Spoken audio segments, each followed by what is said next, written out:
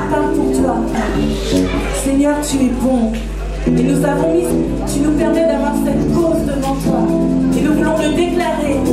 Nous voulons prendre autorité sur tout ce qui est contraire à cette parole. Dieu est bon. Le Seigneur est bon, n'est-ce pas? Et nous voulons vraiment le déclarer avec ce chant. Dieu, tu es bon. Alléluia.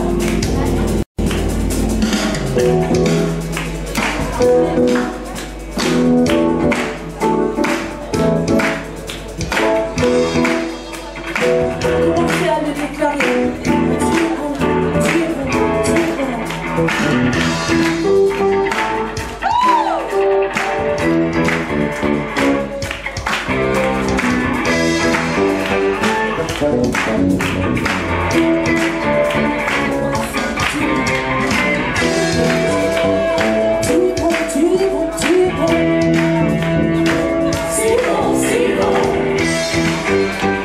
Tu es bon, tu es bon, tu es bon.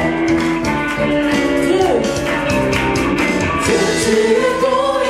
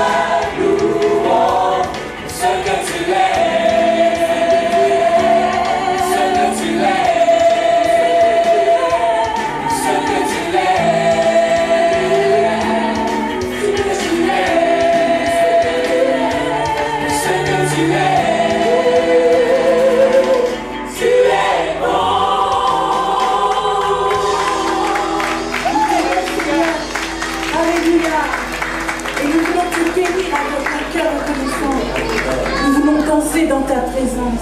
Tu nous fais danser, Seigneur. Amen. Merci pour ta joie. Merci pour la joie de ton salut. Gloire à ton nom. Il nous fait danser ce soir. Et il nous fait parler de la joie de l'éternité.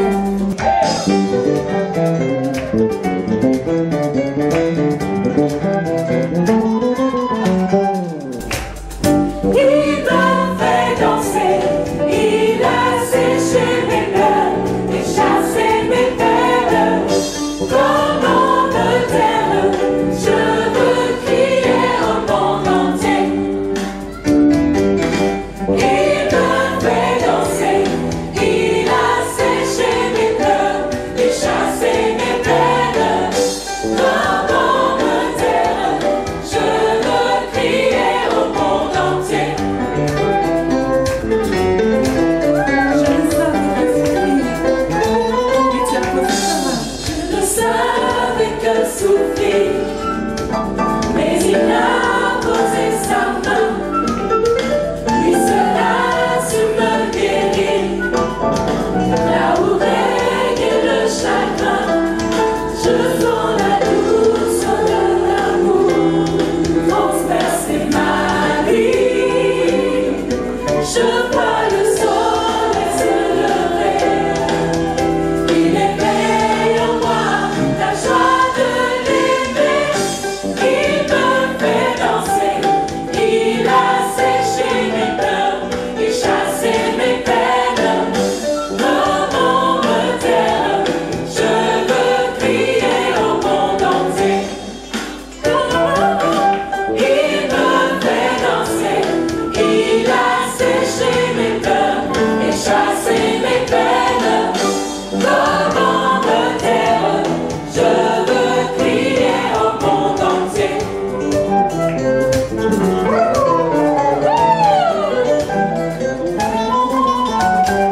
Je ne savais que souffrir, mais il a posé sa main. Tout cela se me guérit. Là où règne le chagrin, je sens la douceur de l'amour transpercer ma vie. Je vois le soleil se lever. Il éveille en moi la joie de l'aimer. Tu me fais danser. Tu as séché mes pleurs et chassé mes peines. Comment me taire? Je veux crier au monde entier. Oui, ta colère ne dure qu'un temps, mais ta bonté, Seigneur, m'accompagnera éternellement. Tu me fais danser. Tu as séché mes pleurs et chassé mes peines. Comment me taire? Je veux crier au monde entier. Tu me fais danser. Tu as séché mes pleurs et chassé mes peines. Comment me taire? Je veux crier au monde entier. Dansons dans la présence du Seigneur. La liberté que l'il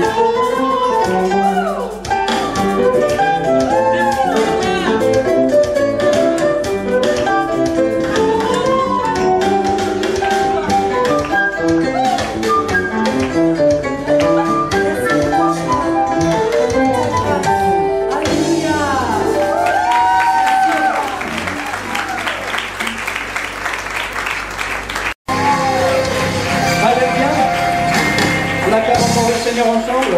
Alléluia. Après-midi, je ne savais pas sur quoi j'allais prêcher. Hier soir encore, je ne savais pas, j'étais là. Mais Seigneur, c'est pour demain.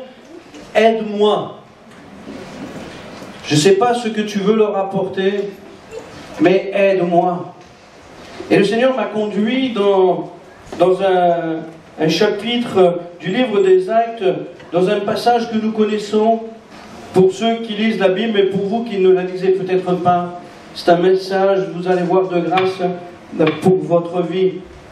Nous venons de chanter, nous venons de louer notre Dieu, notre Jésus. Mais il faut savoir que dans les moments de louange, Dieu fait des miracles. Dieu fait des miracles. J'aimerais lire avec vous dans le livre des Actes, je vais vous le lire vu que la lumière est baissée. Soyez attentifs à ce que je vais vous lire. Actes chapitre 16, pardonnez-moi, versets 23 à 33.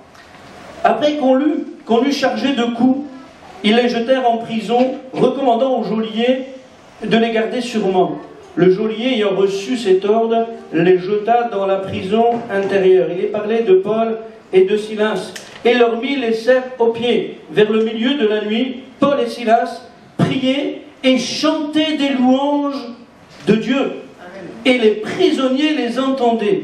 Tout à coup, il se fit un grand tremblement de terre, en sorte que les fondements de la prison furent ébranlés. Au même instant, toutes les portes s'ouvrirent et les liens de tous les prisonniers furent rompus. Le geôlier se réveilla, et lorsqu'il vit les portes de la prison ouvertes, il tira son épée et allait se tuer, pensant que les prisonniers s'étaient enfuis. Mais Paul cria d'une voix forte, « Ne te fais point de mal, nous sommes tous ici. » Alors le geôlier, ayant demandé de la lumière, entra précipitamment et se jeta tout tremblant aux pieds de Paul et de Silas. Il les fit sortir et dit, « Seigneur, que faut-il que je fasse pour être sauvé ?»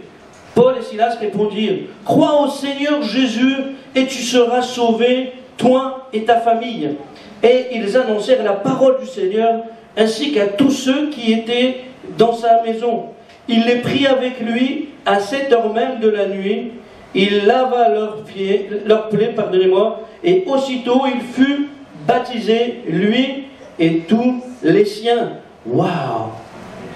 Au milieu de la louange, il y a le miracle. Mais avant qu'il y ait le miracle, avant qu'il y ait la délivrance, il y a eu les coups, il y a eu la prison. Ils étaient là, frappés, humiliés, mis en prison, parce qu'ils avaient obéi à Dieu. Et combien de fois, même nous les chrétiens, nous sommes en train d'obéir à Dieu, il nous arrive quelque chose. Mais eux, envoyés par le Saint-Esprit, Paul et Silas vont faire l'œuvre de Dieu. Une femme possédée va les suivre, elle va être libérée, et à cause de cela, à cause du miracle de Dieu, on va les battre, les jeter en prison. L'obéissance peut nous amener à vivre des vrais et durs combats. Paul et Silas vont, à cause de leur obéissance, être frappés et jetés en prison. Aujourd'hui, croyez-moi, des frères et des sœurs sont jetés en prison à cause de leur foi. Ils sont frappés à cause de leur foi, parce qu'ils marchent avec Jésus, parce qu'ils proclament qu'ils sont enfants de Dieu. On les persécute, on leur fait du mal. Mais toi, c'est peut-être au travail que tu es persécuté. Peut-être parce que tu as refusé de mentir à ton chef, alors tous tes collègues sont contre toi. Parce que tu as dit, non, moi je ne peux pas le faire, parce que mon Seigneur, il ne veut pas. C'est pas bon pour moi. Alors tu refuses de le faire, tu es mis sur le côté. On ne fait aucun cas de toi. Ou peut-être c'est autre chose. Qui a vécu des combats parce qu'il a fait la volonté de Dieu? Levez la main. Qui a déjà vécu des combats parce qu'il fait la volonté de Dieu? Ok. Qui vit encore aujourd'hui des combats?